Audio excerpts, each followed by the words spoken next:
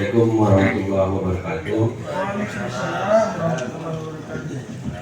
Pertama sekali, mari sama-sama kita mengucapkan puji dan syukur kita kepada Allah Subhanahu Wa Taala yang sehat senantiasa selalu memberikan rahmat dan hidayah kepada kita semua, sehingga pada pagi yang berbahagia ini kita dapat hadir untuk menghadiri undangan Esbangpol Provinsi Sumatera Utara dalam rangka sosialisasi ada serentak tahun 2024. Kemudian salawat dan salam mari sama-sama kita hadiahkan ke junjungan kita Baginda Rasulullah SAW. Mudah-mudahan kegiatan yang kita laksanakan pada hari ini mendapat syafaat di yaumil akhirat ya rahmati amin ya rabbal alamin. Selanjutnya yang saya hormati kepala Esbangpol di masyarakat Provinsi Sumatera Utara atau yang mewakili, saya hormati ketua panitia Olpeka tadi kebetulan semangat sama saya, kemudian seluruh panitia yang menyelenggarakan kegiatan ini, kemudian yang saya hormati tokoh masyarakat, tokoh pemuda, kemudian Pokpala ada di sini hampir lengkap saya lihat kepala etnis di Kabupaten Asahan, kemudian perwakilan PS ada Bang Edo, perwakilan PBI, dan juga ada kawan-kawan di Pakat, kemudian ada kawan-kawan PP dan lain-lain yang tidak dapat saya sebutkan satu persatu. Pokoknya semua yang hadir pada hari ini saya sangat hormati. Baik Bapak Ibu sekalian, belum saya menyampaikan pemaparan materi dari KPU Kabupaten Asahan, izinkan saya memperkenalkan diri terlebih dahulu, sehingga nanti pada waktu yang diberikan kepada saya 1 jam kata Bapak yang di Parekat tadi, kebetulan Parekat juga ini banyak kali melihat Siregar di sini, ada. Perkenalkan saya, nama saya Pangulu Pak, Pangulu Siregar. Pangulu bukan berarti kepala desa, tapi kalau benar yang menganggap itu kepala desa, saya bangga karena berarti saya sudah menjabat Pangulu itu selama 40 tahun. Saya hari ini 40 tahun usianya, ya kan? Artinya kepala desa terlama di Kabupaten Asahan, kira-kira gitu Pak. Ya. Kemudian marga saya Siregar. Ya. Saya juga dijelaskan sedikit dulu sebelum masuk. Siregar itu saya juga bangga punya marga Siregar. Itu juga mungkin kawan-kawan yang lain yang punya marga yang beda tentu punya kebanggaan tersendiri. Kenapa saya bangga? Saya baca literatur Bapak Ibu, ya kan? Ternyata marga Siregar itu 2 marga yang mendunia di dunia ini. Pertama Nenggolan, ya kan? Itu pesepak bola dunia. Ada kali Nenggelen, ya kan? Sana Nenggelen, tapan orang banyak bilang Nenggolan. Kemudian yang kedua Siregar. Kenapa Siregar? Ternyata Siregar itu pernah jadi presiden Amerika Serikat, Ronald Reagan. Sana tak hadir Ronald Reagan, ya kan? Kemudian Presiden kita pun 2 orang minta dinobatkan marga Siregar, yaitu Bapak SBY Siregar dan juga Bapak Jokowi Siregar. Kenapa nggak minta marga yang lain? Silakan kita tanya kepada beliau-beliau itu. Karena memang Siregar itu memang 3 macam Siregar itu Pak. Sesuai singkatannya SRG, sangat lecok ganteng. Itu ada Siregar ganteng. Ketua panitia tadi, ya kan, agak sangar. Walaupun tak dapat gantengnya, agak sangar. Itu dia. Jadi itu apa ya kata pembuka dari saya. Kalaupun itu apa, silakanlah nanti kita boleh kita memperkenalkan marga kita masing-masing Bapak Ibu ya. Kalau saya itulah ya. Mungkin Pak Ginting beda ya kan. Jadi baik Bapak Ibu, tentang tema kita pada hari ini, surat yang disampaikan kami kepada kami tentang penguatan demokrasi sebenarnya. Ini kan apa judul umumnya itu adalah sosialisasi pilkada tahun 2024. Perlu kami sampaikan bahwa pelaksanaan pilkada tahun 2024 ini sudah ditetapkan itu pada tanggal 27 November 2024. Hari apa itu Bapak Ibu? Hari Rabu. Ya. Kenapa setiap pemilihan baik itu pemilu maupun pilkada itu selalu hari Rabu? Itu sudah ditetapkan. Jadi pelaksanaan pemilu ataupun pilkada kita ini, ya kan, tanggal yang mengikut hari, gitu ya, bukan hari yang mengikut tanggal. Jadi pemilu apapun kita akan laksanakan tepatnya di hari Rabu. Ya. Itu dia, itu sudah ditetapkan, itu nggak bisa dirubah lagi itu. Nah, bahkan untuk pelaksanaan pilkada dan pemilu hari-hari itu sudah ditetapkan sebagai hari libur nasional. Baik Bapak Ibu, sebelum kami menyampaikan tentang pilkada sesuai tema, kami sampaikan sedikit dulu tentang demokrasi, ya kan? Di layar sudah ada, ya kan? Bangsa kita sudah rakyat dan bangsa kita ini sudah menetapkan sistem demokrasi adalah sistem demokrasi Bapak Ibu. Sampai hari ini, ya kan? Artinya apa? Bahwa dalam hal memilih pemimpin itu berada di tangan rakyat. Kedaulatan rakyat itu dipegang teguh. Kitalah yang memilih, ataupun bisa kita memilih dan juga dapat dipilih sebagai perwakilan untuk menjadi pemimpin bangsa ini. Baik itu menjadi presiden, baik itu menjadi gubernur, bupati, anggota legislatif dan lain sebagainya. Artinya rakyatlah yang menentukan siapa yang menjadi pemimpin bangsa ini.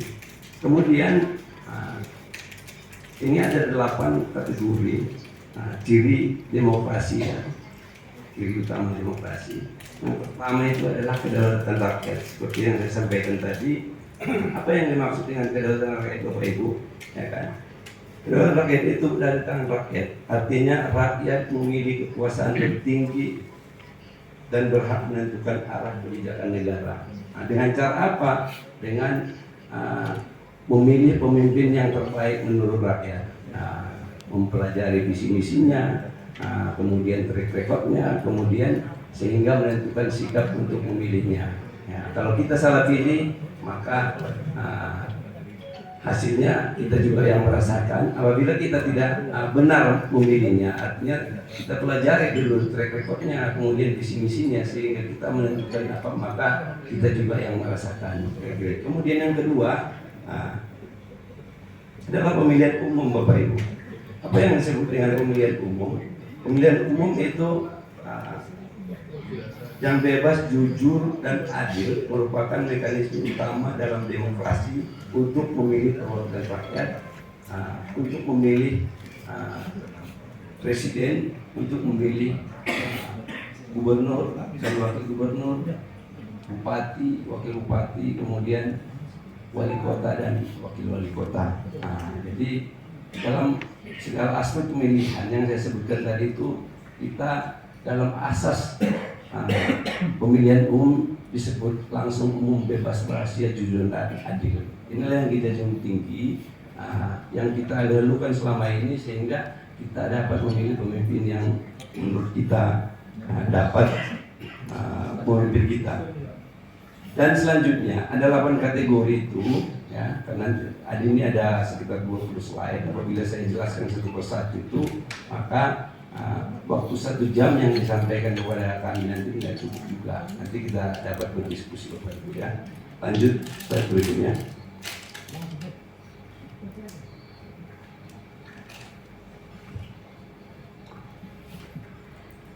Apa itu pilkada? Pilkada atau pemilihan kepala daerah, proses pemilihan untuk memilih kepala daerah di tingkat provinsi yang saya sebut tadi, tingkat kabupaten atau kota di Indonesia. Pilkada mencakup pemilihan gubernur, wakil gubernur, pemilihan bupati, wakil bupati, wali kota, dan wakil wali kota. Itulah yang disebut dengan pilkada. Sementara dan bahkan pelaksanaan pilkada ini pengaturan payung hukumnya itu berbeda dengan undang-undang dengan pemilu. Makanya ini dibagi 2, ya. Tentu pilkada itu payung hukumnya itu sudah ditetapkan, sampai sekarang masih menggunakan Undang-Undang Nomor 10 tahun 2016 tentang pemilu kada, ya. kemudian diatur lagi secara teknis di leg spesialis di aturan-aturan lain. Kalau kami di Komisi Pemilihan Umum namanya PKPU. Nah, tentang tahapan pilkada hari ini baru keluar, mulai bulan Januari kemarin kita pakai PKPU nomor 2 tahun 2024. Nanti silakan dibuka bersama. Di sana nanti ada lampiran tahapan pilkada sampai 20 bulan. Jadi tahapan pilkada itu pemilu ataupun pilkada itu lamanya 20 bulan Bapak Ibu. Ya. Hari ini KPU Kabupaten Asahan sudah berada di tahapan pemutahiran data pemilih. Mulai semalam tanggal 13 KPU Kabupaten Asahan sudah resmi bagi warga Kabupaten Asahan yang sudah berusia 17 tahun siapa mau ikut mendata menjadi anggota Pantarli silakan mendaftar sampai dengan tanggal 20 nanti ya. Jadi kita data lagi setiap pemilu kita mendata. Kita terus melakukan perbaikan terhadap data pemilih kita Bapak Ibu. Kemudian beberapa aspek penting dari pilkada. Ini pun nanti ada 6 poin itu, 6 poin. Ada tujuan pilkada, penyelenggaraan pilkada, proses dan tahapan pilkada dan seterusnya. Ya, ini dia aspek penting dari pilkada. Kemudian bagaimana penguatan demokrasi menuju pilkada tahun 2024? Ini yang pertama itu seperti yang disampaikan oleh Bapak yang dari Kesbangpol tadi. Untuk penguatan pilkada itu selalu paling atas itu adalah partisipasi pemilih Bapak Ibu.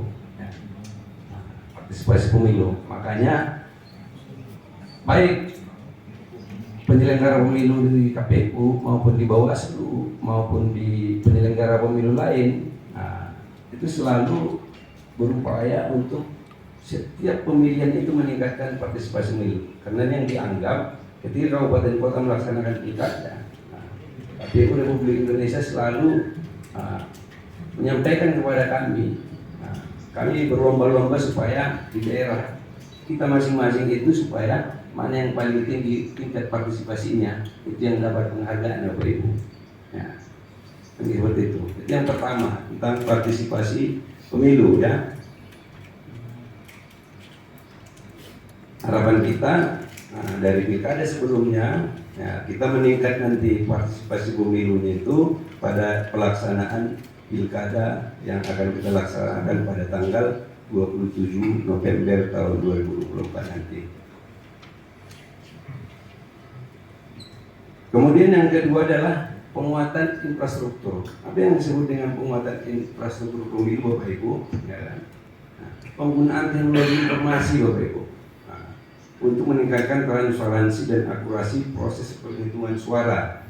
Kemudian peningkatan kapasitas dan pelatihan bagi penyelenggara pemilu, KPU, Bawaslu, dan penyelenggara pemilu lainnya seperti jajaran KPU, ada Badan PBK, KPBS dan lain sebagainya. Kalau di Bawaslu ada Panwascam, ada PKD dan lain sebagainya. Jadi peningkatan teknologi ini Bapak Ibu, makanya KPU hari ini dalam hal setiap kegiatan pasti menggunakan aplikasi Bapak Ibu. Misalnya perekrutan PPK, PPS, Pantarli itu kita menggunakan aplikasi supaya apa? Supaya transparan Bapak Ibu. Jadi nanti ketika orang mendaftar di situ bukan KPU nanti yang menilai administrasinya lulus atau tidak, tapi aplikasi Bapak Ibu. Jadi itu dia. Jadi bukan nggak ada lagi manual-manual sekarang, ya kan? Jadi ketika mendaftar salah dia input data nggak sesuai dengan apa yang diminta oleh aplikasi, maka otomatis tidak apa. Jadi kalau ada yang marah-marah kenapa aku nggak lulus segala macam, itu dapat dipertanggungjawabkan oleh KPU maupun Bawaslu mungkin. Kira-kira gitu. Kemudian peningkatan kualitas kandidat Bapak Ibu.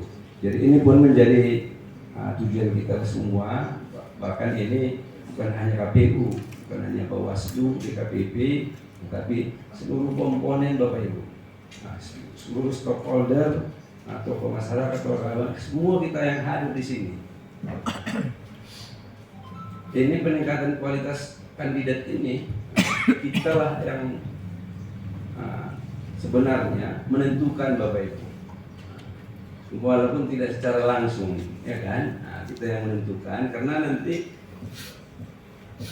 siapa lagi selain kita, partai politik. Karena partai politik ada gabungan partai politik itulah yang memilih calon yang terbaik untuk mereka sehingga didaftarkannya kepada KPU.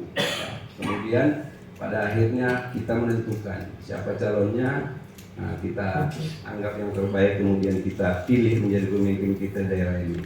Kemudian selanjutnya Bapak Ibu, keterbukaan informasi. Apa yang maksud dengan keterbukaan informasi? Publikasi yang jelas dan transparan mengenai tahapan-tahapan pemilu, aturan main dan hasil pemilihan. Jadi tahapan ini selalu kami punya selain sosialisasi seperti ini Bapak Ibu, bertemu dengan tokoh masyarakat.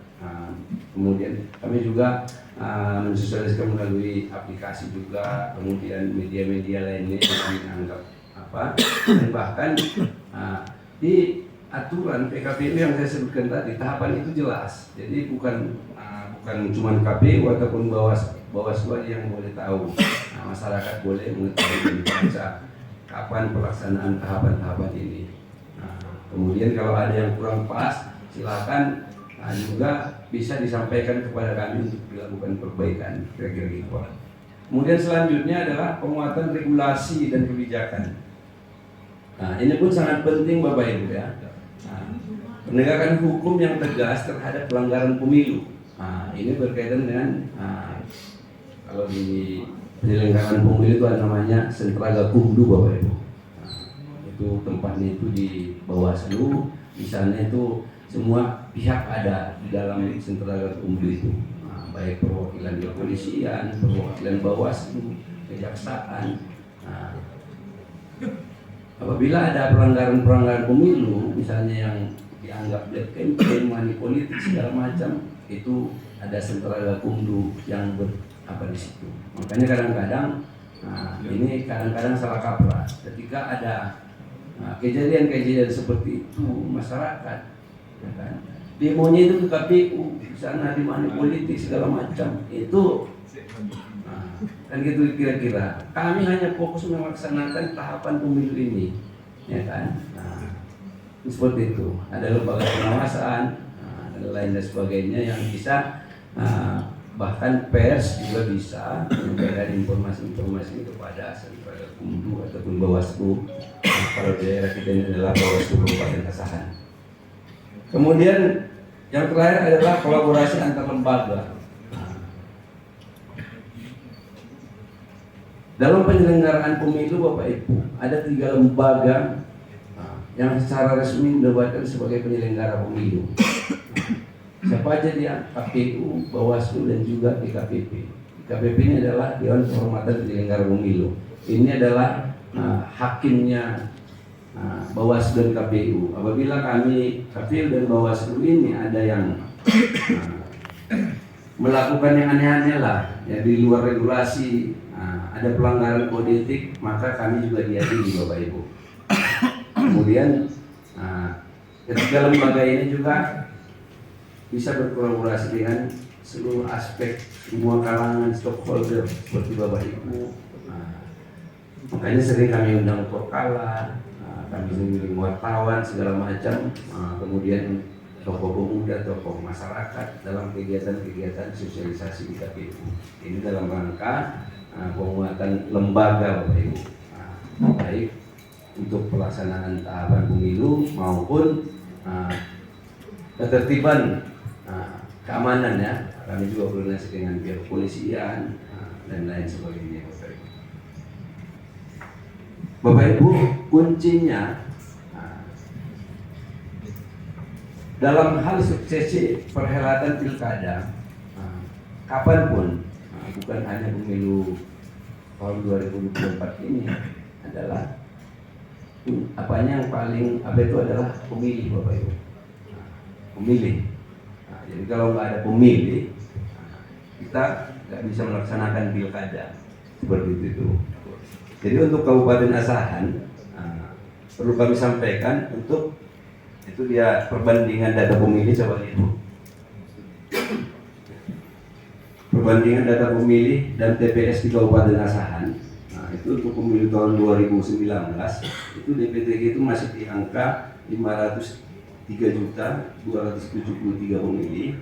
Nah, 503.273 pemilih. Kemudian TPS-nya itu masih 2.263. Kemudian untuk pemilu 2024, ya kan? 2024 kemarin yang baru kita laksanakan, itu DP kita itu menjadi 562.482 pemilih. Dan TPS-nya pun meningkat sebanyak 2.449.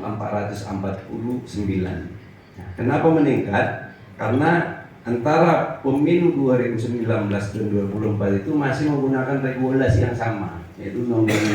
Jadi jumlah pemilih itu dalam satu TPS itu masih paling banyak boleh itu hanya 300 orang, Bapak Ibu. Kalau untuk pemilu, beda dengan pilkada. Pilkada 2024 ini hasil pemetaan KPU Kabupaten Asahan, kemudian disesuaikan dengan regulasi.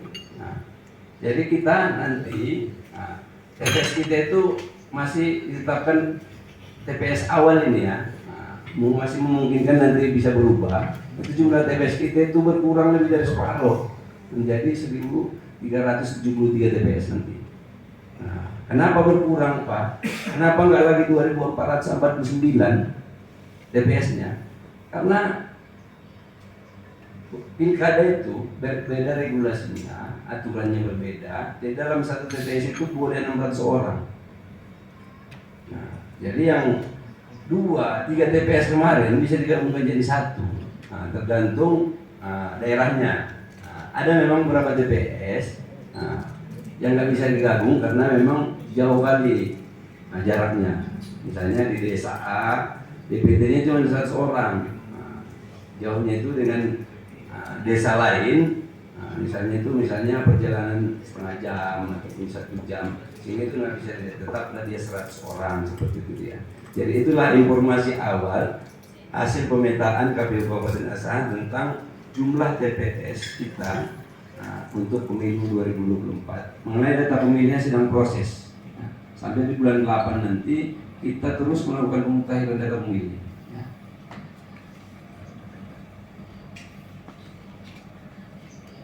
Kemudian Bapak Ibu, ya, untuk pemilu 2024, ya kan, ini dia nih, klasifikasi daripada pemilih kita di Kabupaten Asahan, Bapak Ibu ya.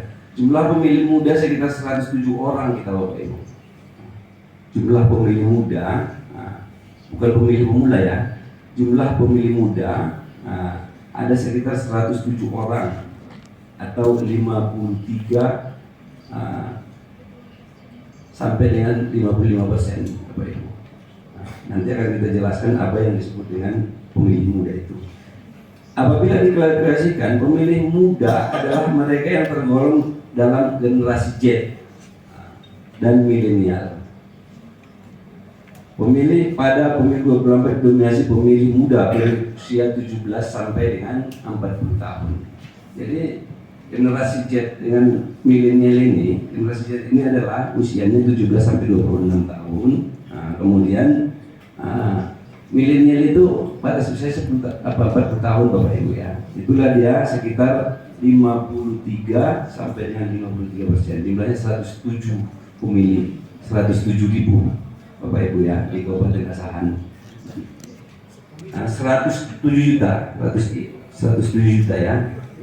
100 juta ini untuk pemilu seluruh Indonesia ini ya, seluruh Indonesia. Kemudian lanjut ke apa ya? Ini dia klasifikasinya, Bapak Ibu, lanjutkan di ada pemilih berdasarkan generasi itu, lebih jelas itu dia. Ini dia Bapak Ibu ya. Pemilih berdasarkan generasi pada daftar pemilih tetap Kabupaten Asahan pada pemilu 2024 ya. Ini pemilih usia 7, artinya di asahan ini berdasarkan pendataan KPU pada pemilu 2024 kemarin itu nggak ada usia orang di Kabupaten Asahan itu, berdasarkan data KPU ya, yang dilakukan door to door coklit dari rumah ke rumah, nggak ada lebih dari usia 105 tahun. Artinya usia 79 sampai dengan 105 tahun itu masih ada sampai hari ini sekitar 5.981 pemilih di Kabupaten Asahan pada pemilu 2024 kemarin. Itu disebut dengan pre-boomer ini. Usianya di batas itu bawah ya. Ada 5 klasifikasi jenis pemilih gitu. Kemudian baby boomer ini, usianya itu yang pertama tadi itu kira-kira gini nih, orang yang lahir sebelum Indonesia merdeka,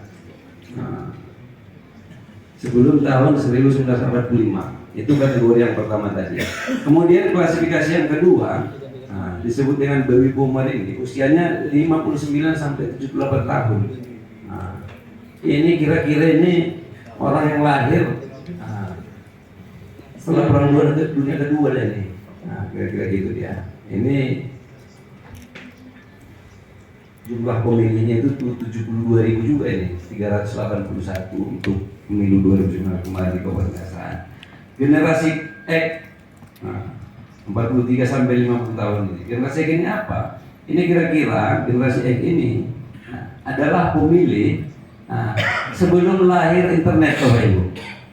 Sebelum lahir, di antara baby boomer dengan generasi milenial ini ada Gen X. Belum ada komputer segala macam, belum ada internet gitu dia. Jadi jumlahnya itu besar juga, 143.682 pemilih. Kemudian milenial ini 27 sampai dengan 40 tahun, 42. Jadi inilah orang-orang yang aktif Bapak Ibu ya. Kalau melakukan pilihan, menentukan pilihan, ini sumbernya itu dari internet. Misalnya ada calon kepala daerah, dia mau mempelajari calon kepala daerah ini, diambil sumbernya itu dari internet, informasi-informasi digital lah Bapak Ibu ya. Jadi kalau kita sementara generasi X tadi itu masih cerita-cerita misalnya di warung kopi segala macam gitu ya, sumbernya itu dari orang ke orang, kira-kira gitu dia. Kemudian terakhir yang paling besar itu adalah generasi Z ini Bapak Ibu. Ini usia yang kurang dari 26 tahun, artinya 17 sampai 26 tahun lah ini. Itu jumlahnya itu ini yang paling tinggi, 146.296 pemilih. Oke, lanjut.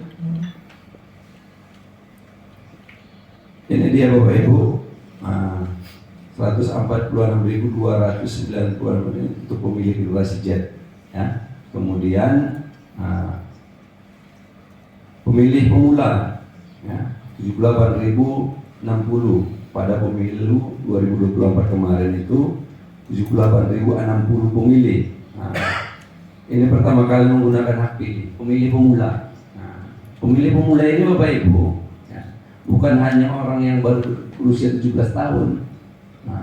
Pokoknya setiap orang baru menggunakan hak pilihnya di pemilu 2024 kemarin itu ataupun nanti di pilkada, masih pertama dia kali memilih, itu disebut dengan pemilih pemula. Siapa aja dia? Termasuk orang yang baru berusia 17 tahun atau pensiunan TNI Polri pun bisa, masih pemilih pemula Bapak Ibu. Tapi belum pernah dia, sebelum masuk TNI dulu, dia belum pernah ikut memilih. Kemudian setelah dia pensiun, baru setelah pertama kali dia itu dikategorikan sebagai pemilih pemula juga. Jadi pemilih pemula, karena baru isi data, boleh data menjadi masuk dalam daftar pemilih kita, ya. Karena yang boleh jadi pemilih itu adalah warga negara Indonesia yang berusia 17 tahun atau belum berusia 17 tahun tapi sudah menikah. Itu. Di luar itu ada beberapa orang yang tidak dapat dijadikan sebagai sahabat ya, TNI Polri, kemudian masyarakat yang calon hak pilihnya berdasarkan putusan pengadilan negeri gitu, itu pun nggak boleh kan gitu dia kan. Jadi selain itu lah yang dikategorikan sebagai daftar pemilih dan dapat didata oleh KPU.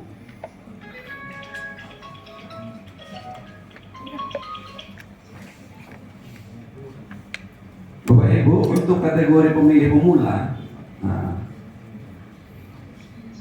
kita lihat di 3 pemilu sebelumnya, Bapak Ibu, kira-kira ini dia nih. Untuk pemilu 2019, ya kan, itu pemilih pemula kita itu jumlahnya sebesar 70.445 pemilih, ya kan. Kemudian untuk pilkada tahun 2020 itu naik 19% menjadi 84.115 pemilih. Kemudian untuk tahun 2024 ada penurunan menjadi 78.060 pemilih, kira gitu. Jadi data pemilih ini pun ada naik turunnya juga Bapak Ibu, ya kan? Kira-kira gitu dia yang dapat kami sampaikan informasi dari KPU Kabupaten Asahan dalam menyongsong pilkada tahun 2024 yang akan kita laksanakan pada Rabu 27 November 2024 nanti. Mudah-mudahan apa yang kami sampaikan pada pagi hari ini untuk disebarluaskan tentang tahapan pilkada, kemudian pelaksanaan pilkada, ya kan, bagaimana kita menentukan calon yang baik, ya. Informasi-informasi saya mohon untuk sama-sama kita sampaikan kepada semua pihak. Saya pikir ini masih terus ini itu. Bisa saya cukupkan atau masih lanjut? Habis 1 jam. Oh enggak juga ya. Udah. Baik Bapak Ibu, saya pikir itu aja dulu. Nanti kalau masih ada sesi kita diskusi, situ aja kesempatannya. Saya pikir saya sudahi. Apabila dalam penyampaian saya ada kurang pas, mohon kepada kita semua Bapak Ibu, mohon saya untuk dimaafkan. Saya akhiri, billahi taufiq wal hidayah. Assalamualaikum warahmatullahi wabarakatuh.